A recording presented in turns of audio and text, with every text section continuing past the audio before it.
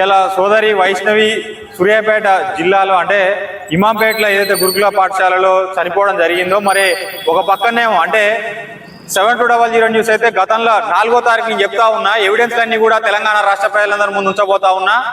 ఈ అసలు స్కూల్లో ఎందుకు చనిపోవడం జరిగింది ఇవన్నీ కూడా క్లియర్ గా తెలవాలి. ఇలా ఇది ముమ్మాటికి ప్రభుత్వ హత్య.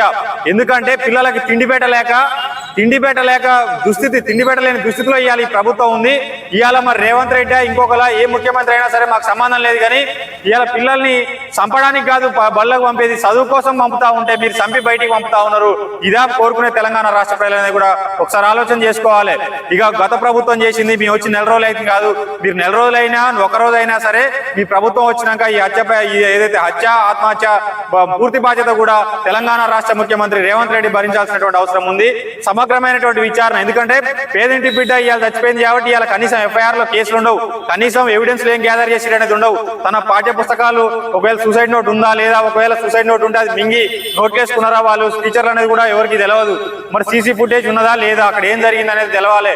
ఇవాళ అసలు అనుమానాలు ఎందుకు వ్యక్తమైతా ఉన్నాయంటే, ఇవాళ చనిపోయినటువంటి వైష్ణవి ఎక్కడ ఉందంటే గురుకుల పాఠశాలలో చనిపోతే వాళ్ళు హ్యాండ్ ఓవర్ చేసిన తల్లిదండ్రులకి ఏరియా హాస్పిటల్లో, గవర్నమెంట్ ప్రభుత్వ జనరల్ హాస్పిటల్లో హ్యాండ్ ఓవర్ చేయడం జరిగింది. అక్కడ డెడ్ బాడీని అక్కడ పెట్టడం జరిగింది.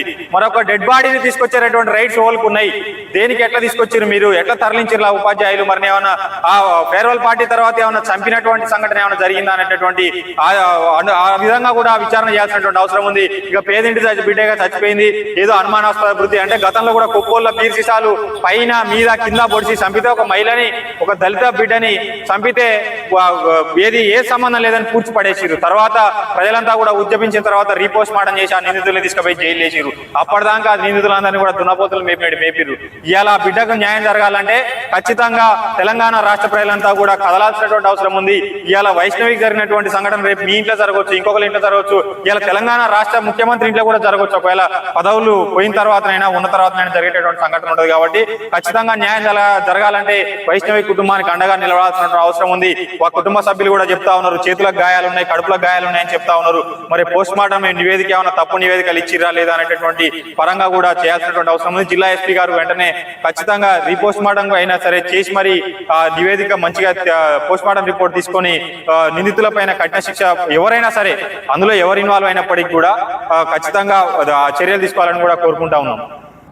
నిన్నటి రోజు సాంఘిక సంక్షేమ గురుకుల పాఠశాలలో వైష్ణవి అమ్మాయి సూసైడ్ చేసుకున్నటువంటి విషయము అందరికీ తెలిసిన విషయమే. ఆమెకు సూసైడ్కి కారణము ఆ కాలేజీ యాజమాన్యం కానీ కాలేజీలో పనిచేసినటువంటి టీచర్ల లేఖలు అనేది మాకు అనుమానం ఉన్నది. ఎందుకంటే హాస్పిటల్లో బాడీని తీసుకొచ్చి గవర్నమెంట్ హాస్పిటల్లో పెట్టిన తర్వాత ఆ బాడీ మీద కొన్ని గాయాలు కనిపిస్తున్నాయి. ఆ గాయాలను పట్టి చూసినట్లయితే దీని వెనుక బలమైన కారణాలు ఉన్నట్టు మాకు అనుమానం వస్తుంది. ఎందుకంటే కాలేజీకి వెళ్ళి అమ్మాయి తల్లిదండ్రులను కానీ బంధువులను కానీ వెళ్ళి ఎక్కడ సూసైడ్ జరిగింది, ఎట్లా జరిగింది అని ఎంక్వైరీ కోసం వెళ్తే ఎవరిని లోపలికి రానివ్వలేదు.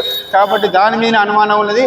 కాబట్టి అటువంటి దాని మీద ఇట్లనే మొన్న భువనగిరి దగ్గరలో గురుకుల పాఠశాలలో ఒక 2 అమ్మాయిలు అయింది. ఇది ఇప్పుడు ఈ ఒక్క 15-20 రోజులనే 2-3 హత్యలైనవి. ఈ హత్యలకు ప్రభుత్వ పాఠశాలలో అయింది కాబట్టి ప్రభుత్వమే బాధ్యత వహించాల్సిన అవసరం ఉన్నది. అమ్మాయికి ₹1 కోటి వరకు కాంపెన్సేషన్ కట్టియాలి, ఒక గవర్నమెంట్ ఉద్యోగం ఇప్పించాలని మేము మన రాష్ట్ర గవర్నమెంట్ను డిమాండ్ చేస్తున్నాం. జోహార్లు వైష్ణవి, జోహార్లు వైష్ణవి, అమర్ హై వైష్ణవి, అమర్ హై వైష్ణవి. మిత్రులారా, ఈరోజు ఈ యొక్క క్యాండిల్ నిరసన తెలిపడానికి గల కారణం, వైష్ణవి చెల్లె గురుకుల పాఠశాలలో వేధింపులకు గురి అయిన చెల్లె వైష్ణవి ఎంతో మనస్తాపానికి గురయ్యి అందుకు కారణమైన యాజమాన్యాన్ని అందరినీ ఎవరైతే దానికి బాధ్యులైన వాళ్ళందరి మీద ప్రభుత్వం కఠిన చర్యలు తీసుకొని చెల్లెకి వైష్ణవికి తగిన న్యాయం చేయాల్సిందిగా సమతా సైనికల్ జిల్లా సందర్భంగా మేము అందరం కోరుకుంటున్నాం. ఆ కుటుంబానికి ఎప్పటికప్పుడు మేము తోడు నీడగా అండగా మేము ఉండి ఆ కుటుంబానికి ఆ చెల్లెకి న్యాయం జరిగే వరకు ఎప్పటికప్పుడు వాళ్ళకు మా చేతిని అందిస్తూ పోరాటం చేయడానికి సమతా సైన్యం ఎప్పటికి కూడా వెనుకపోదని ఈ సందర్భంగా తెలియజేస్తున్నాం.